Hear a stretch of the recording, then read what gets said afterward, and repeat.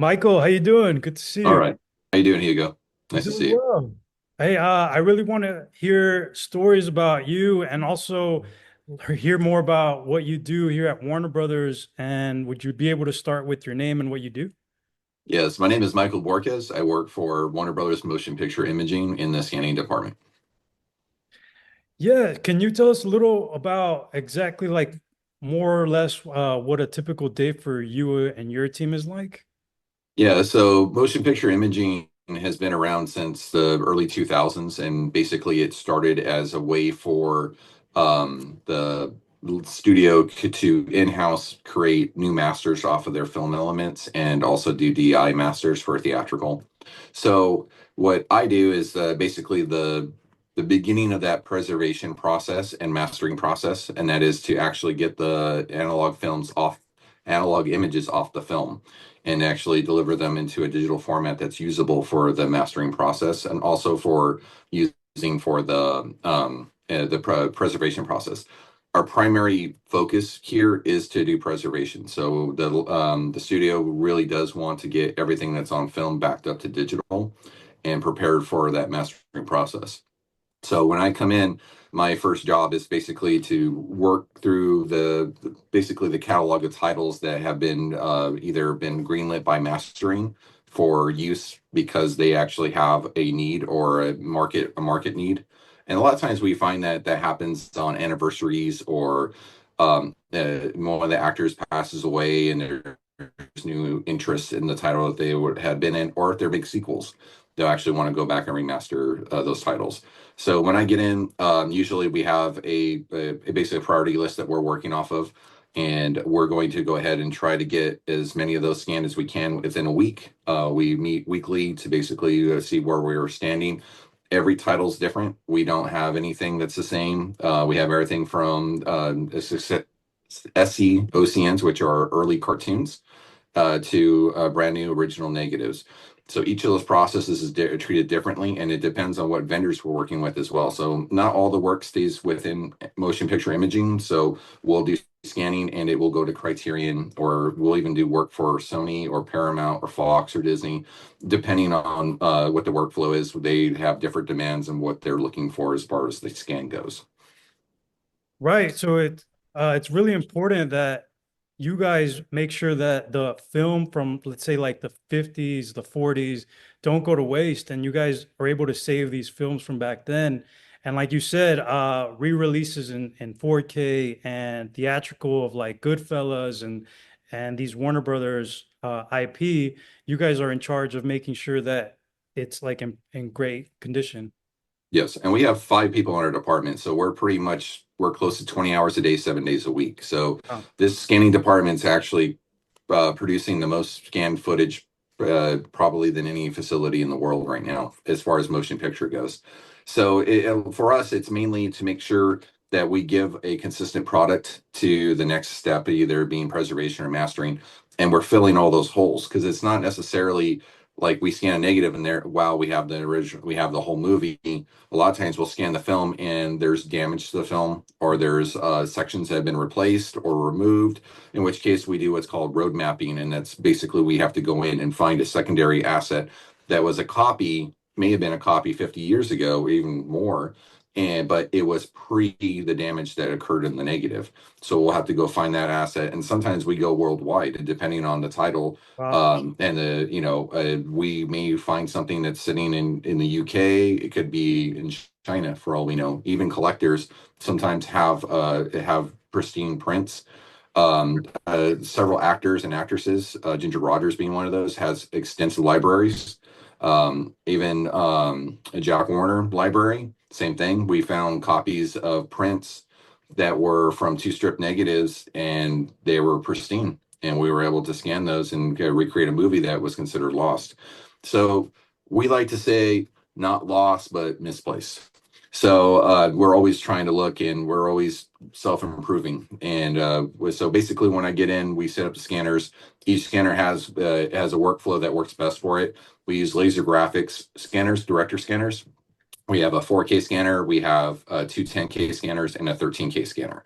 And we kind of mix that workflow based on what scanner is best for each film, and there actually is. There's a little bit of differences between the scanners that make one better for this and one better for that. Depending on how new the title is, we'll do tests on it as well. And what we'll do is we'll put a test of. Sorry, I think I lost the image there for a second. We're back. We'll do a test in 4K and 8K and make Right. sure that we're capturing as much resolution as the film as possible. 35 millimeter generally, 8K and Vision 3, like newer stocks, we do find that 8K is better for it, and we don't want to have to scan it again if we don't have to. Right. So we feel that, I know that everyone says, "Oh, technologies get better." I think we've reached the pinnacle of where we're going with the film scanning. It's true HDR scanning now, full field arrays, so we're taking full images of every frame, and we can take up to 9 pictures. And obviously, the biggest holdback on that is going to be the amount of data that we're producing, because we're producing 20 to 40 terabytes per feature that's being scanned, because it's all raw, non compressed. So your movie you get on Blu-ray, you got 20 to 40 gigabytes. Yeah. Even in 4K, we have 10 times that. And we have to make space for that. So we have to work with Amazon, who basically is controlling the cloud in which we store all these scans. So Well, with you saying that, what type of software or what type of programs do you guys need? For example, if somebody was looking to start a career in your department, what should they start learning? So the biggest thing to learn is, if you can, get into a film class and start to understand the whole fundamentals of film. I would definitely tell people, there's only really one main lab left in the whole world, and that's doing wide ranging features, and that's photochem. And that would be a good place to learn like end to end processing. And that's kind of the key, is that you need to learn like that film is much more than just a piece of film. You have to learn all the history to that film. And you can learn that. There's different schools that teach that. UCLA and USC still have pretty good film programs. Yeah. But getting, if you could, work in a facility that processes film or does restoration of film, you can actually learn quite a bit about how it works. And a lot of people, I would tell them that it's a very niche business. There's not a lot of jobs that are available out there, Right. but the ones out there are very good. And if you know what you're doing, they are very, very stable. Yeah, what type of like entry level positions would you recommend just to get like yourself in that environment? So it, like how I started, and the way most people should start, is in a vault. So a film vault Right. can be in a lab, it can be even in a digital facility. And the reason that those jobs are so good is because you get to walk around the whole facility. And that's kind of like the emphasis I try to tell people, is that the more you can network that way, the better that you can meet people and actually learn what actually, maybe film's not what you even want to do. You get in there and you're like, oh, I want to do film. But Right. you learn that you like something better. And by doing the vault position, a lot of times you're going from department to department, and you're actually seeing what they do. You get to talk to people and network and kind of get an idea of where you fit. And that is probably the hardest thing for most people, is when you get into a job like this, and people have a lack of understanding how complex it actually is. And when they get in, it's very overwhelming. And people will be like, "Oh, I don't even know what to do. I don't even know where I fit. I don't even know how this even works." And you just have to understand, it's not something you're going to learn overnight. It takes years and years. I've been doing this for 22 years. Wow, And congrats. and I remember those first years, it was really tough, because you're like, it's so overwhelming, because there's a lot of instant gratification that goes on with a lot of kids now, where they're like, "Oh, I get it, I understand." You're just putting it on there, and then you actually get into the job. Because yeah, as you know, Hugo, I train people. They get Right. overwhelmed, and I see they're scared in their eyes. It's like there's fear, because it's so much of unknown, and it's hard to do a job and not feel confident doing it. And that's kind of where you're going to start, as you know as well, with what you do. It is a fear factor, because everybody around you feels like they know what they're doing, and you're like, I don't know if I do. Right. And that just takes years of different experiences. And a lot of times, when I train people, I tell them, I'm like, you catching it mid-wave. Like we're in the middle of a project, so it feels like a lot.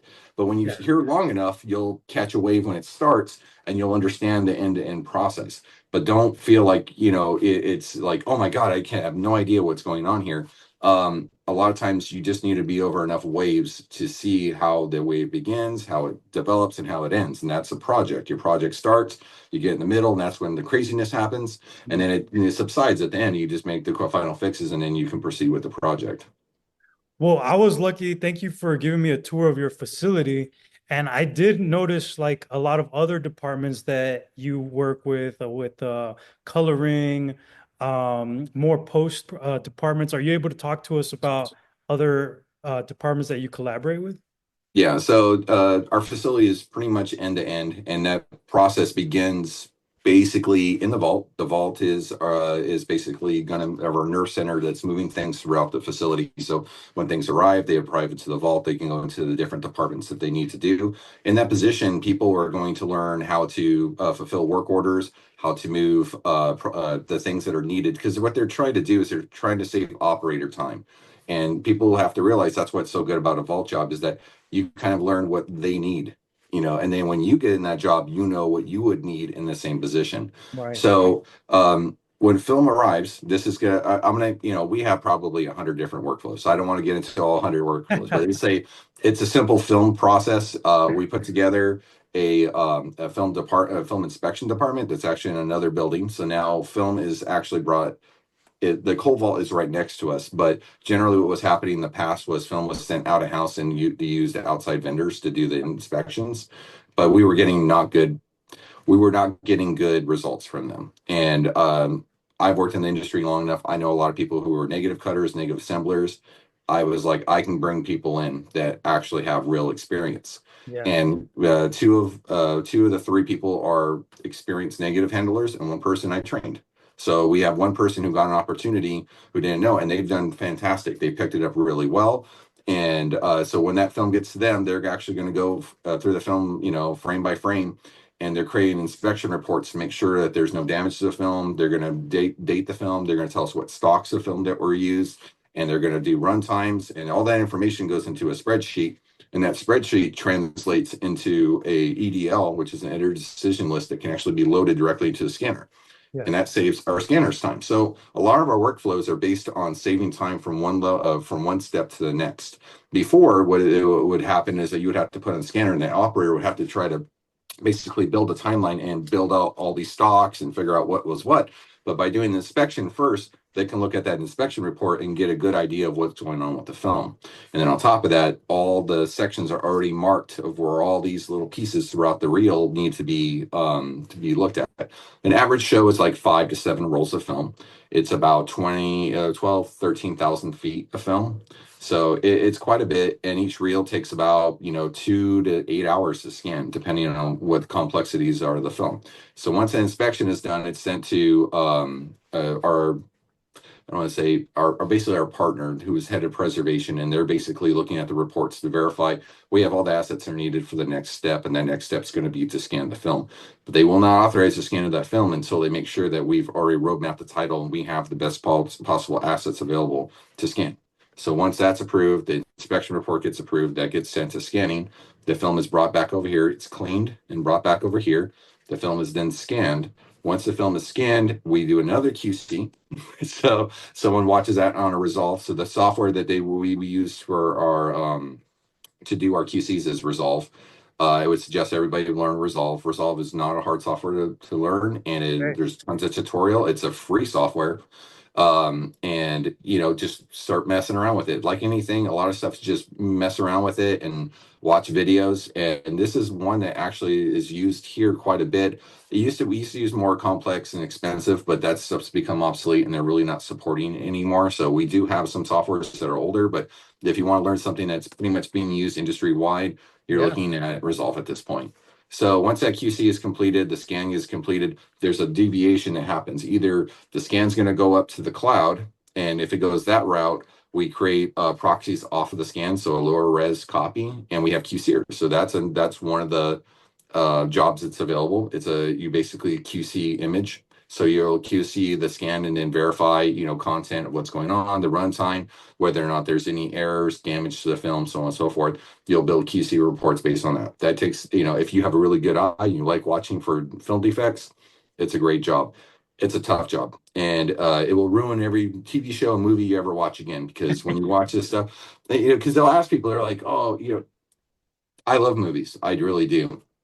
But yeah, watching movies, you see all the defects. You see everything that they did Yeah. because you gain an eye for that. You see everything that's done either right or wrong.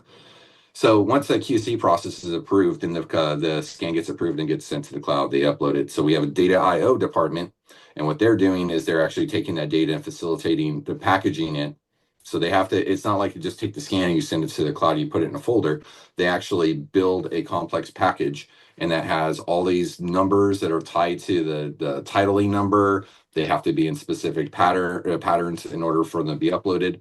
So that they basically do all that prep work, and then they facilitate it being sent up to the cloud. Once it's up to the cloud, there's actually another department that actually does the same thing where they do the data checks to make sure that the data made it. We also do that on our side. We use MD5, and it just verifies that all files were delivered. Now, if it was going to mastering, that's where you saw some of what was going on with that. There's a deviation. Like I said, they have that preservation that's going to happen, and other stuff is going to go off into the mastering part. So once Pres is done separately, mastering will then take it, put it in front of a colorist, and the colorist will watch it and then compare it to a recent master.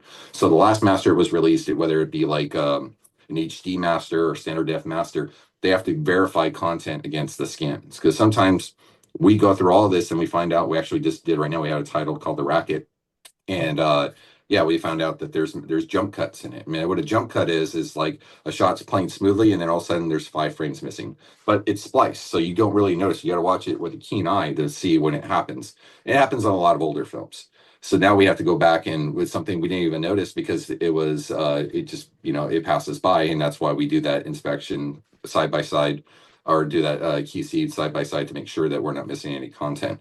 So now we have to go find another asset to cover where those frames are missing because the last master had them. So we know that there's some film out there that has those frames. Yeah, you got to get So that, yeah, so the colorist is doing that job. They're also preparing it to be sent out of house. A lot of the MTI work, which is the cleanup when they go and they clean the dirt and scratches, unfortunately, is not done here anymore. You can be a good what's called Phoenix artist, and Phoenix is a program that's used pretty much industry wide, and okay. it's a cleanup program that basically goes frame by frame. You can clean scratches and dirt, and has a lot of good automation and stuff. But unfortunately, like I said, MTI, as they refer to, or image cleaning, is a tough business.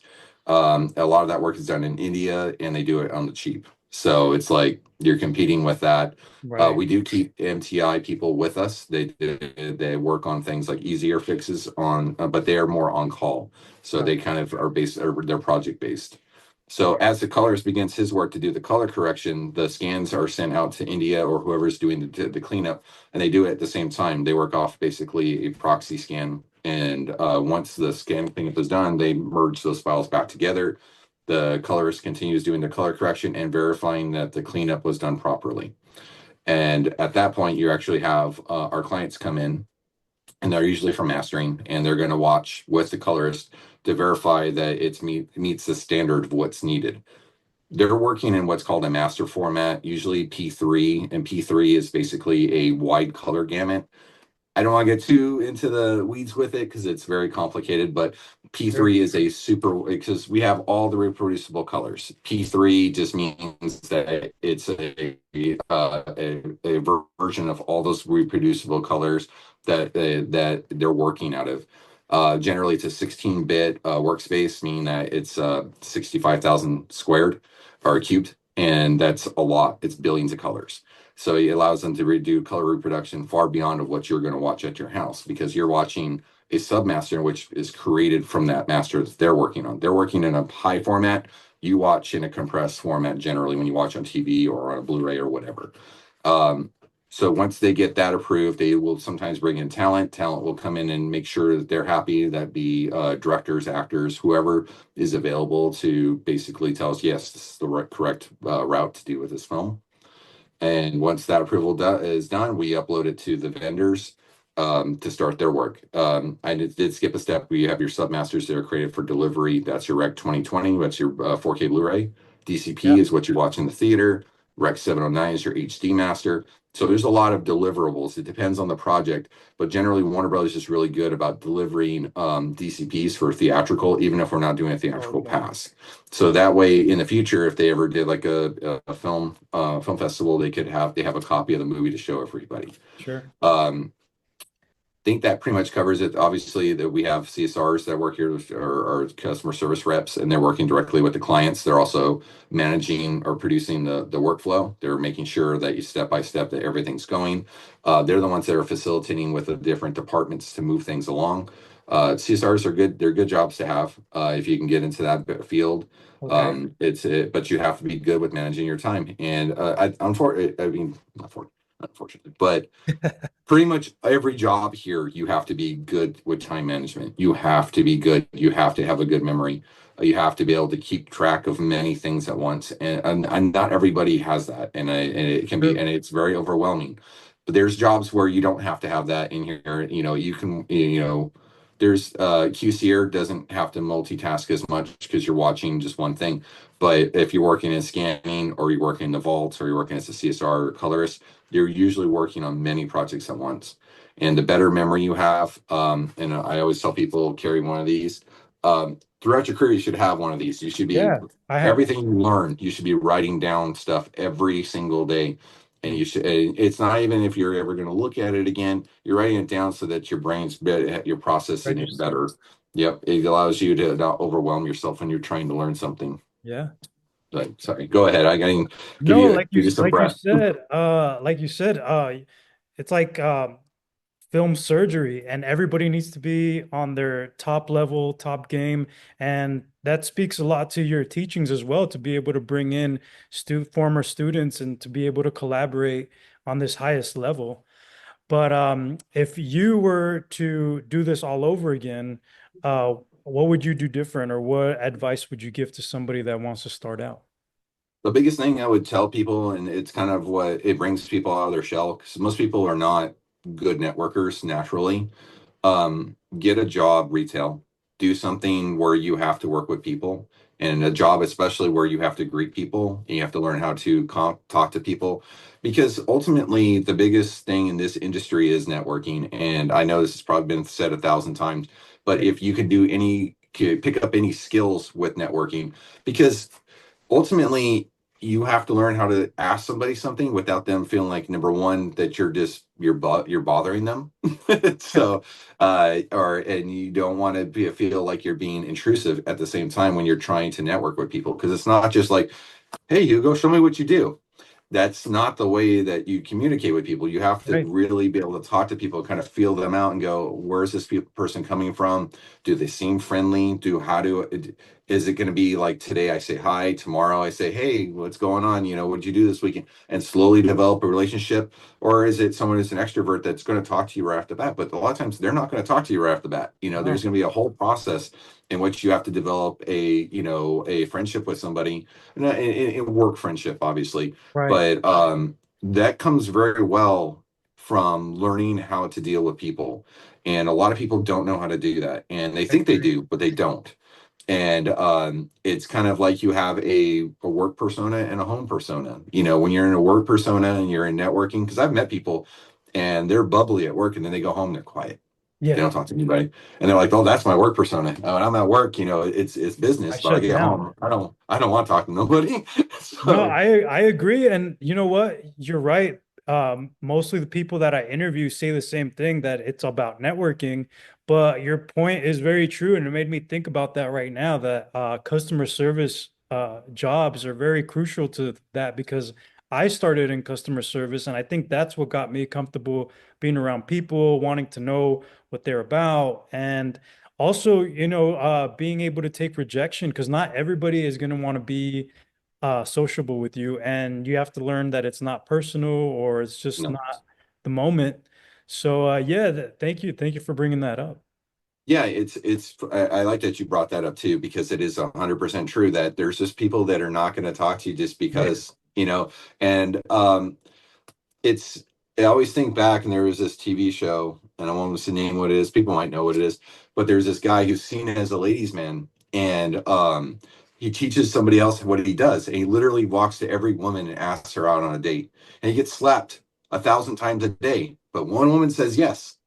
And then the guy, he's like, well, you got slapped by 1,000 people. He goes, but one said yes. Yeah. And that's kind of the way you have to work in business. You know, you have to be able to take that rejection of people just blowing you off. And that's kind of like sales. Sales is very much like that as well. Sure. And what you're trying to do is learn, number one, how to not come, because like you said, when you work in customer service as well, you're outside your group as well. Because Yeah. when you have the normal people you're around, you're comfortable around them. You get around people you're not comfortable around, and that's when you really learn to how to develop your personality in order to talk to people in a way in which they will hear you, because not every because you're used to communicating the way you did when you were younger, and then you get a Right. little older and you learn not everybody communicates that same way and they don't react the same way. So you to be very careful. It's like some people don't like eye contact, some people don't like when you put, get close to them. Right. There's different things that you start to nuance things that you're going to pick up on how to deal with people. And that's the biggest thing I would tell people, is that if you can come off nice and you come off with a positive with people, then that's great.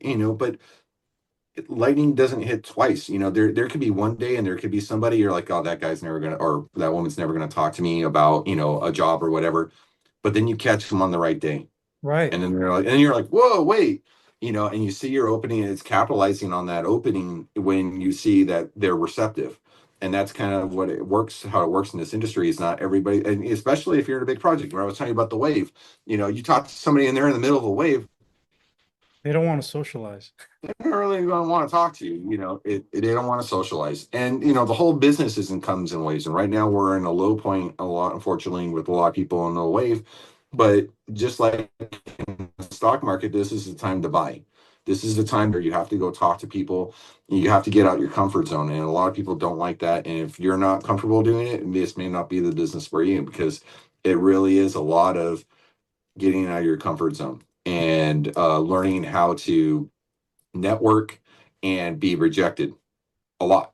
And like you said, I've had several jobs in this industry, and I've had good bosses, and I've had bosses that basically were never going to let me do anything because they saw me as a threat. And that's not the way you should see anybody. um True. I think we talked about this before, but I had a boss at one point, and probably one of the better bosses I ever had. And he was so nice to us. He was not. I was very low at that time. I was a vault person, and they had brought me in one day, and I was like, "Why are you so nice to me?" He goes, "You know what you're learning in this business? One day this guy might be your boss. You could start at the very, very bottom, and then if you're the boss and you're a jerk to somebody, and you find in 5 years they're your boss." And then I Yeah. can't tell you how many times this actually happened, where you had somebody who was the boss and he was a jerk, and then years later that person that was under him goes and they're way above him, and it's like they won't make time for him anymore. And that happens. It happens a lot in the industries. But so you never rude to anybody, even if they're rude to you. And I know that's a tough pill to swallow with people, but depending on the stress level of people, sometimes they're just not going to be receptive. They have a lot going on, and it's not that they're being a jerk, but as you know, it can get very, very stressful. So, and different people handle stress differently, but you don't want to close that door either, because if that person can give you an opportunity later, you don't want to cause it to where you're like, well, they're not going to talk to me because that guy was a jerk. You can't hold grudges in this industry, as you No, also not know, at all. you know, so. Thank you, Michael. That's another reason why I like walking around the lot. You just never know who I'm gonna bump into and who's gonna be who. And I just give people the time of day and just try to make a connection. We had the CEO wander in our facility a few years ago, back when it was Jason. Uh-huh. And we didn't even know it was him. He was in street clothes. Just Never wandered know. in one day. He's like, "What happened? What goes on in this building?" And I talked to him for about an hour. I didn't know who he was. But apparently I made a good impression. But yeah, I treat everybody the same, and Yeah, that's what exactly. ultimately what it comes down to, is that it didn't matter if it was the CEO. It doesn't, if somebody comes in this facility and wants to learn, I will show them what goes on Yeah, here. And it's a lot of information. It's very overwhelming for people. Even if they think they know it, it's still a lot. I had, even sure. the people I told you about that were brought in back into the facility, it's still overwhelming for them, and they know it. It's just like I said, you just gotta realize you don't know everything, and you have to be always open to learn new things. Be humble. Yeah, Yep. This place will humble you. exactly. So, Thank you, Michael. I appreciate you talking to me no problem. and shining a light on your work, and congratulations on your 22 years at Warner Brothers. Yeah, I've only been at Warner Brothers for 14 years. I was at Technicolor for 8 years before I was here. So I actually started in a actual film lab. I worked in a film lab, started all the way at the bottom, making no money, and moved all the way up. And then, when film ended, and that was the whole thing I think we kind of talked about before, is Yeah. this industry is constantly changing. We were working in the film print world, and that went away. It went to digital projection. And when Mm. that happened, we had 600 employees at Technicolor, and I only know about 10 of them that still work in this industry. Because you have to be able to adapt, you have to be able to evolve your skills. Because at the time, film skills were even looked at as valuable. Now they're invaluable because there's nobody that knows film. So it kind of the True. pendulum swings constantly, and you kind of have to we still have people that there's value in them knowing videotape, and videotape is considered obsolete at this point. Right. But that kind of squeezes into like an esoteric mindset where people just there's just not enough out there of people that can learn and do those things now. Right. Well, that's all true, man. Thank you. Thank you so much again. Yep. And I look forward to seeing you on the lot. Yep. You take care, Hugo. Bye, Michael. Bye.